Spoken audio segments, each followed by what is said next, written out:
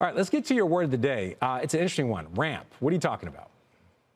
Well, I wrote that. I wrote a piece early last week talking about the QE that's coming into the system, the reserve management purchases, which I've called reserve asset management purchases, because they are ramping the market. I think that people haven't fully digested how dovish the last Federal Reserve open market meeting was.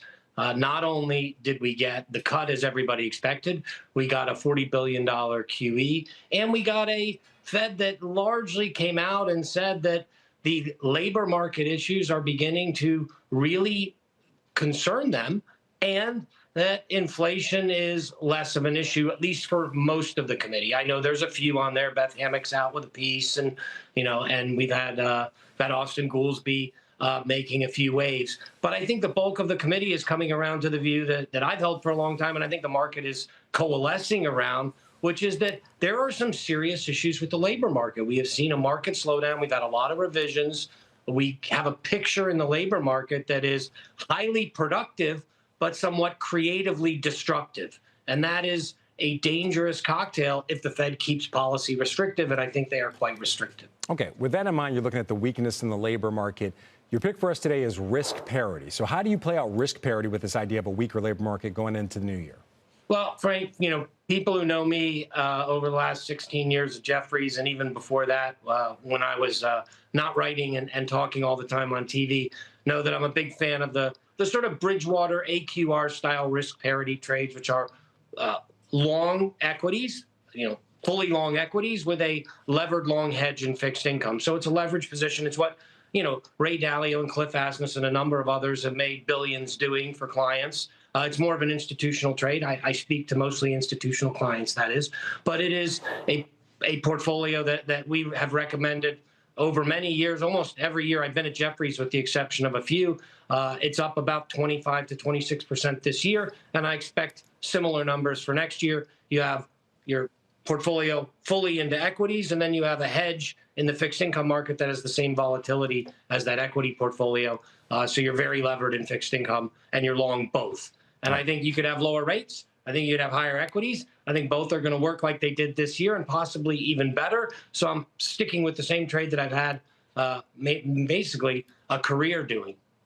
All right. By the way, risk parity was also your pick for last year, or going into last year too. Pretty good year at 25%, huh, Frank? You're staying consistent. I like that about you. One other thing I want to talk to you about is Venezuela. Not necessarily that geopolitical tension, but just the move in the oil markets, the gold markets. What do you think that means for the equity market and also the inflation picture? We're worried about labor right now, but if oil prices do move significantly higher, does that juice inflation? It does short term, but I mean, look, we've been watching this escalate, and oil's done one thing: go down. We're down 15% this year in oil. I think it's one of the things the Trump administration can, put a flag in and say, yes, we've achieved that goal. The next goal would be, lower rates, and particularly lower mortgage rates. And I think they will focus on that housing emergency, which we could talk about too. But as for Venezuela, I think if this administration is successful, and what you were talking about with Michelle in the last segment kind of comes to fruition, new regime, we're going to see oil in the mid 40s to high 40s, and that's going to be an extra juice to the market as we see the inflationary consequences of that or disinflationary consequences of that rip through pretty much every market. So I see it as market positive. And gold's a different story, Frank. We could spend a lot of time on that. A lot of that has to do with our conscription of Russian assets, both in Europe and the U.S., and many central banks feeling that their reserve asset holdings are not particularly safe in central banks, in the U.S. Central Bank, Fed, and the ECB, and they need to go back to the traditional gold. All right, David, we're almost out of time. I do want to ask you one other question about the AI trade. We've seen some recent weakness. We're just showing the technical take that there's a bullish pattern taking place. Morgan Stanley out with a note over the weekend I thought was pretty interesting. They're asking the right questions. That's the title of it. One of the questions is, can AI adoption drive a durable rise in productivity and margins? Do you believe that, and will that lead to further weakness in the labor market? It's a great question, Frank, and I don't think anybody has the answer to it. I think what we're seeing is the beginnings of a yes to your question. And this is where I think the administration and the Fed and all of us in the market need to be careful. If this goes too quickly, it sort of creatively destructs in the labor markets. And we need to have easier monetary policy as a cushion to that risk. That is the biggest risk for 26, labor market weakness and a Fed that doesn't really respond to it quickly enough.